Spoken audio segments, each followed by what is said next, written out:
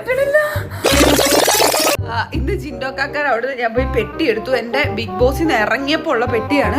എനിക്ക് ഇനി ഇത് കൊണ്ടുനടക്കാൻ വയ്യ. ഈ കല്ലും മണ്ണും ചോക്ക വേറെ ആളെ നോക്കണം. എവിടുന്ന് കുറ്റിയും പഠിച്ച് വന്നടാ ഇതൊക്കെ? ആർക്കും കുപ്പി കൊടുത്തിട്ടില്ല, ആർക്കും കൊടുത്തിട്ടില്ല.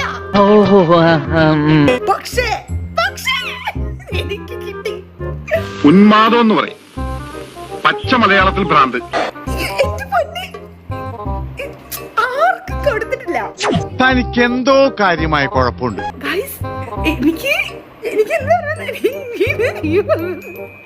ഇതാണൊന്നും വേണ്ട, പെട്ടെന്നുള്ള ഷോക്ക് കൊണ്ടാ, മറിച്ചൊരു ഷോക്ക് കൊടുത്താ മതി. ഇത് ഗബ്രി എവിടെ? എന്നാ മോനെ ഇത് ഗബ്രി എവിടെ? കറക്റ്റ് ഗബ്രിയുടെ മണം. നീ ഒന്ന് അടങ്ങുകാതെ, എല്ലാത്തിനും ഒരു അടക്കം ഒതുക്കും വേണ്ടേ? നിങ്ങൾ വിചാരിക്കും ഭ്രാന്താന്ന്, ശരിക്കും എനിക്ക് അറിഞ്ഞൂടാ. ചങ്ങലക്കിടാനുള്ള അസുഖമൊന്നുമില്ല. അതേപോലെ എനിക്ക് ഗബ്രി എന്ന് പറയുമ്പോ എനിക്ക് ഇപ്പൊ നിങ്ങൾ വിചാരിക്കും പെർഫ്യൂം കഴിഞ്ഞെന്ന്. പുതിയൊരു സ്പെഷ്യൽ ഐറ്റം കൂടി ഉണ്ട്. നിന്റെ ആ പുഴുങ്ങിയ ചിരി ഉണ്ടല്ലോ, അതെനിക്ക് ഇഷ്ടമല്ല കേട്ടോ. അടുത്തതായി നമ്മൾ കാണാൻ പോകുന്നതാണ്. മനുഷ്യരെ നാറ്റിക്കാനായിട്ട് ജനിച്ചിരിക്കാണോ താൻ?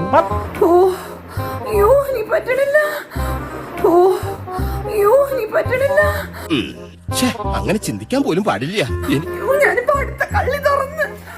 ഒന്നും മിണ്ടാണ്ടിരിക്കുന്ന പ്രേമദാസൻ പണ്ടാറക്കാല എന്നാണ് ഞാൻ ഉദ്ദേശിച്ചത്. ഇതെന്ത് ജീവൻ എന്റെ ഈശ്വര. തൊലിക്ക് നല്ല കട്ടിയാണല്ലേ. മെയിൻ ഗിഫ്റ്റ് ഇത് തീർന്നില്ലേ? പക്ഷെ ലേശം ഓവറായൊന്നൊരു സംശയം. ഏതായാലും വട്ടാണെന്നുള്ള കാര്യത്തിൽ നാട്ടുകാർക്ക് ഇനി സംശയമൊന്നും ഉണ്ടാകത്തില്ലല്ലോ. സന്തോഷക്കാരനായിട്ട് എനിക്ക് പറ്റാത്ത. ബേസിക്കലി മൊത്തത്തില് എല്ലാ കാര്യത്തിലും അല്പം നാണക്കുറവുള്ള പാർട്ടിയാണ് ഞാൻ. ലാലേട്ടൻ സൈൻ ചെയ്ത് ജാസ്മിൻ വിത്ത് ലവ് മോഹൻലാൽ എന്നും പറഞ്ഞ് സൈൻ ചെയ്ത് തന്നൊരു ഫോട്ടോ ഉണ്ട് നമ്മുടെ എല്ലാവരുടെയും. അതിൽ ഞാൻ ഇന്ന് ഖേദിക്കുന്നു. നിങ്ങത് കാണണ്ടേ? കാണണമെന്ന് പറഞ്ഞാലും ഞാൻ കാണിച്ചു തരാം.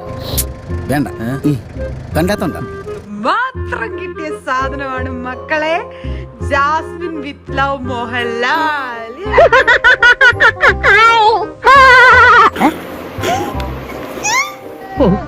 ആടിന്റെ അതേ ശബ്ദം. നീ ഇങ്ങനെ ചിരിക്കരുത്, നിന്റെ ചിരി കാണുമ്പോ എനിക്ക് പേടിയാവണു. എനിക്ക് മനസ്സിലായി, എനിക്ക് മെന്റലാണെന്ന്. അത്രേ ഉള്ളൂ.